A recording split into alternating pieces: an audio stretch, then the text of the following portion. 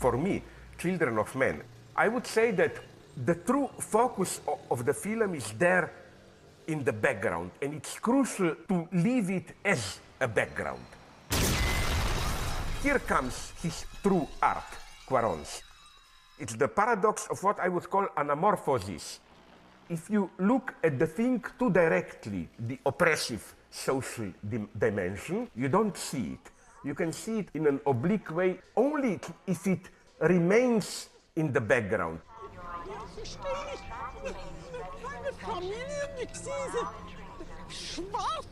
Children of Men is, in a strange way, a remake of Y tu mamá también. What attracted me immensely in Y tu mamá también is this wonderful tension between foreground and background. That is to say, if you look at the film superficially, foreground, it's just a sexual adventure with a desperate ending, but you cannot say it's really a movie about two young boys rediscovering their sexuality, the meaning of their life, whatever. It's the other way around.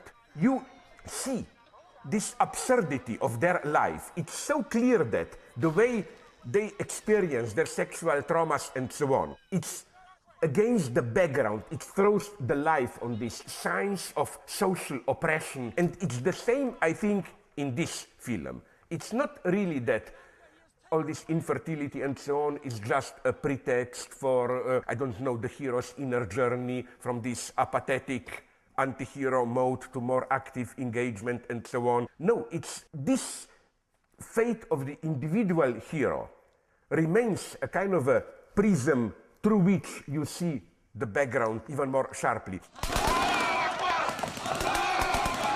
I think that the film gives the best diagnosis of ideological despair of late capitalism, of a society without history. This, I think, is a true despair of the film. The true infertility is the very lack of meaningful historical experience, and that's why I like this elegant point in the film of importing all the works of art.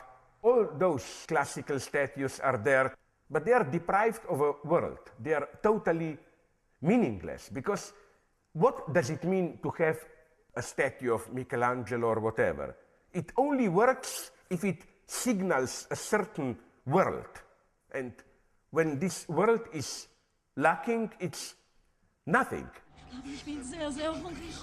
It is against this background, I think, that the film approaches the topic of immigration and so on. By setting the movie in England, only there despair can be felt.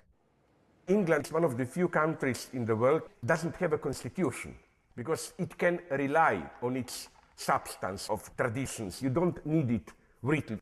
And in such a country, the loss of this historical dimension, the loss of this substance of meaning is felt much worse. Two changes between the novel and the film I want to mention. It's to replace the anti-hero hero's best friend, Jasper. In the novel, he's just a kind of a retired ex-official, whatever. Here, to make him into this, and everybody who is the after 68 generation knows what this is. This old, obscene, impotent, retired hippie person, in all its ambiguity. On the one hand, many old leftists have a fond memories of this generation, but at the same time, there is something infertile, ridiculous about this. I think that the decadence started there in a way. This is a stroke of absolute genius.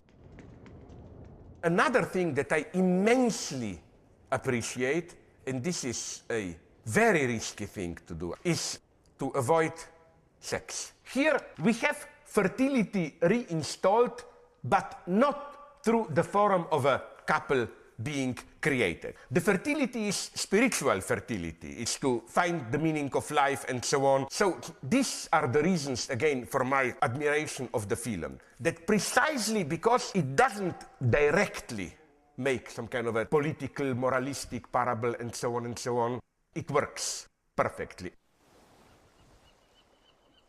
What I like is that the solution is the boat. It doesn't have roots. It's rootless. It floats around. This is for me the meaning of this wonderful metaphor, boat.